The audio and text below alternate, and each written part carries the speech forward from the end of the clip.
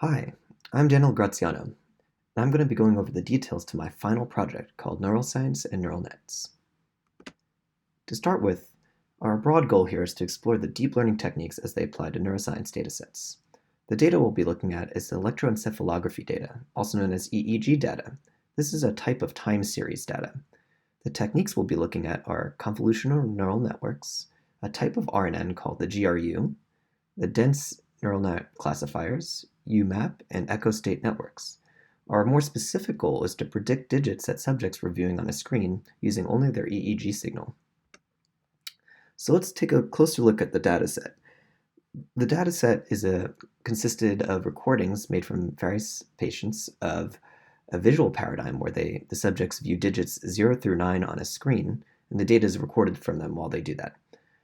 One of the recording systems, the MindWave, has the recording electrode in one place called the FP1 location on the frontal parietal lobe on the front of the head.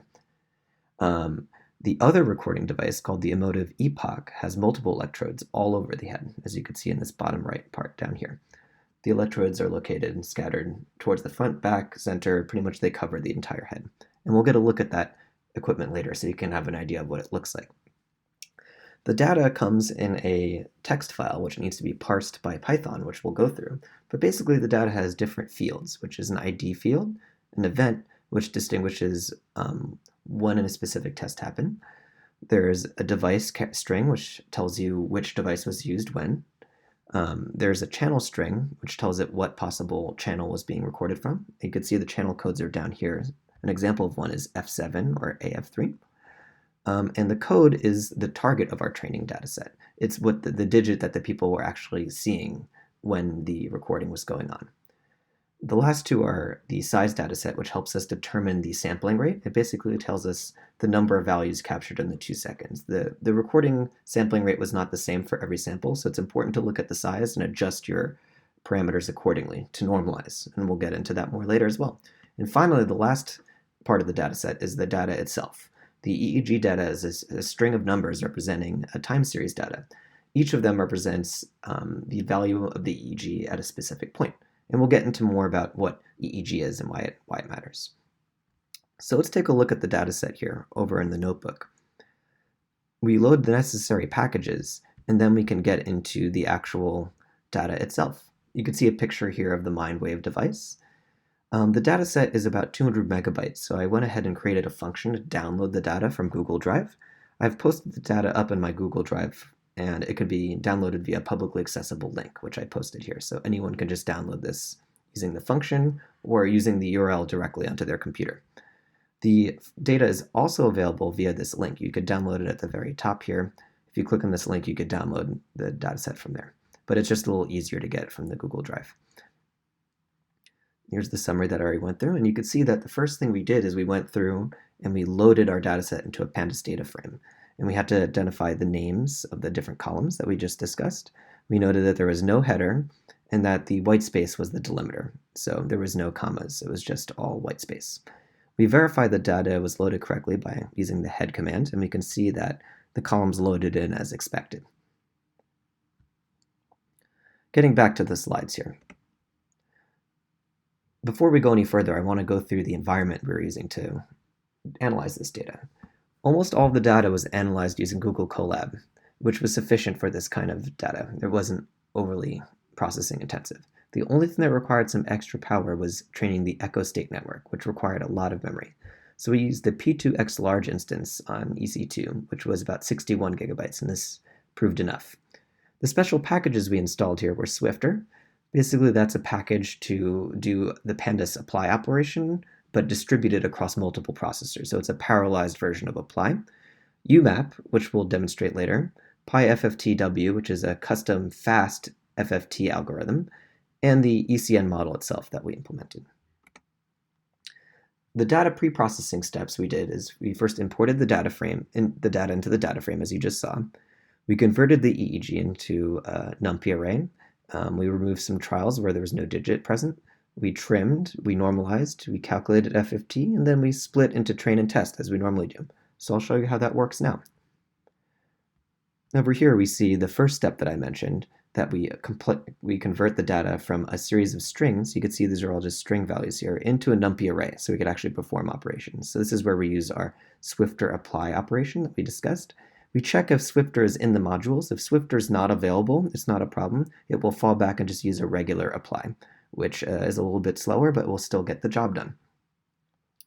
We can plot a random EEG trace now from one of the trials to verify that we successfully loaded the data. So we just call a simple plot command here, and we can see that we have a nice 2-second segment of data.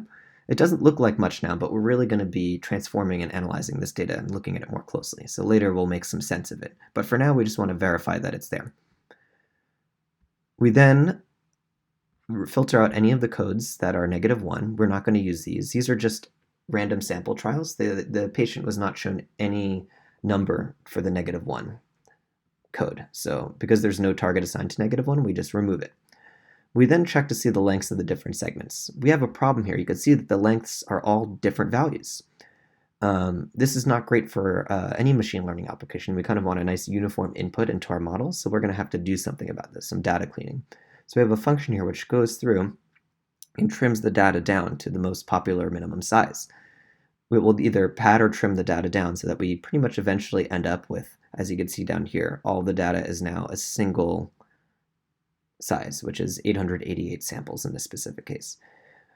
The trim data function works by trimming out samples that are not having very much representation, and the rest it actually trims them down to the smallest of the remainders. So we end up with data of the same size, and we perform a typical normalization calculation on each of the rows. Each of these consists of taking the value, dividing it by its mean, subtracting the mean, and dividing by the standard deviation, which is a pretty normal way to standardize data.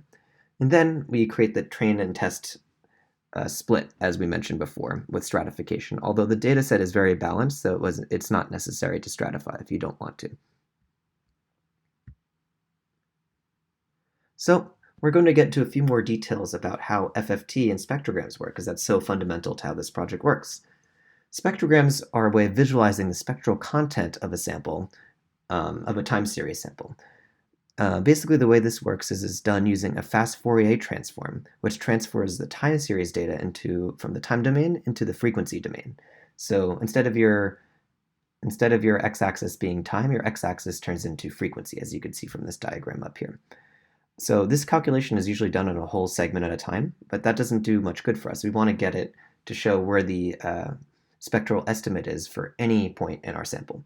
So we can do something called a spectrogram, where we take an FFT in a sliding window fashion. Basically, we can take an FFT and slide a window across the entire sample time, and we can create an estimate in chunks for our sample at different times. So we still preserve some time information by doing this, but we get an idea of what's going on in the spectrum at any given time in our sample. The result is a picture that looks like this, and you'll have time on the x-axis and the frequency on the y-axis, and the color axis that you see here is the actual relative power. So the more warm the color, the more red of the color here indicates greater power at that frequency as compared to other time bins or frequencies. So it's a kind of a 3D plot with the third dimension being color. So the takeaway message here, if all that seems too much, is the more warm the color, the more red the color, the more power there is at that point in the sample.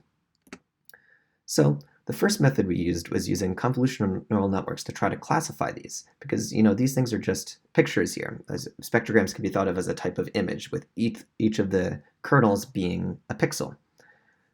You could see on the right here, we have the type of model we used, and I can show you in the notebook as well. This function over here is what actually generates the spectrograms, and you can see we're taking in the data, and we perform the spectrogram using the spectrogram function as part of the signal toolbox, the SciPy signal toolbox.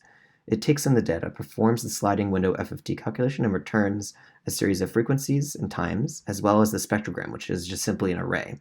If you look at this data on its own, it's just an array of the different positions right here. And each of the positions has a number which corresponds to the heat map here. So the higher the number, the warmer the color that's assigned to it. That's all that's really going on here. We then apply this function to everything in our data frame so that we can make a spectrogram for every single one, using, once again, the Swifter module that we discussed before. We can then apply, yep, that's where we're applying it to everything here with the specified parameters. We are then checking our data frame here with the head command to see we have our original untransformed data. Now we have the spectrogram data too, which you can see, it's hard to see, there's two little brackets here which indicate that we have an array of arrays. So each of these arrays each of the data arrays in the spectrogram contain another array, which is a 2D image, or just a 2D collection of numbers which can be represented as an image. So now we're ready to almost ready to fit our model. We have another problem where, once again, the spectrograms are not all the exact same size. Again, even though we made the samples the same size, due to differences in sampling rate, remember all the samples are not sampled at the same rate, we end up with spectrograms of different sizes depending on the different sampling rates that are present in this large data set. So once again, we have to do a trimming normalization step here. And so we have this special function called spectrogram padder and zero pad. And this basically pads out the spectrograms to be all the same length so that we can perform our operations. So the spectrograms all end up being 25 by 85 by the time we're done with them. And this is good. We then define our model, which I was showing you before. It's a typical convolutional neural network. It goes through 3 rounds of convolution followed by a max pooling layer, and it does this with increasing sizes of neurons. After this alteration of convolution and max pooling, we enter the classification dense neural network, which is pretty typical. We pare down our neurons after doing some dropout all the way down to our typical classification last final output layer here called the dense, which is 10 because we have 0 through 9, so there's 10 classes. We have an activation of softmax for this so that we can accurately weight each target variable the same. We then feed this into the run model algorithm here, which goes ahead and builds the Keras model and runs it with a fit command here. It also does the train and test split for the data as we specified and determines the number of epochs and the batch size. So fairly typical stuff here. And then we have a separate plotting function here for plotting the accuracy as well. We then move down here to the, you can see the results of this. We train it and it goes for a long time. The issues we had here is that the data was not really well suited to this. As you can see, we don't really achieve very good accuracy, and the loss was less than stellar. We could see the loss never really changes for the test set, and it kind of plateaus for the training set as well. The reason we think this happened was because spectrograms are difficult to classify by convolutional neural networks. Convolutional neural networks map spatial relationships between real images in the real world. You could think of them like looking at a car tire or a bike. The pixels that are next to each other have spatial meaning. In a spectrogram, this is not necessarily the case. You could see in a spectrogram, the pixels are artificially generated. So just because the pixels are next to each other doesn't really mean that they have anything to do with each other. It's just a convenient representation of an array of the data. So because it's kind of an artificial image, it doesn't really do very well with convolutional neural networks. And I make that point here. Another issue is that spectrograms represent the summation of multiple underlying neural processes.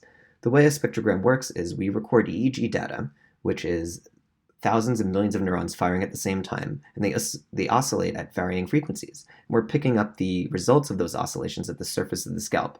So instead of one of these pixels coming from a specific neuron or a specific unit, this is the summation of millions of neurons, so it's not a single unit. And this one next to it might be the summation of a million different neurons. So that lack of single unit, single pixel relationship makes it very hard for convolutional neural networks to do well in this kind of a setting. So that's why we think it didn't do very well.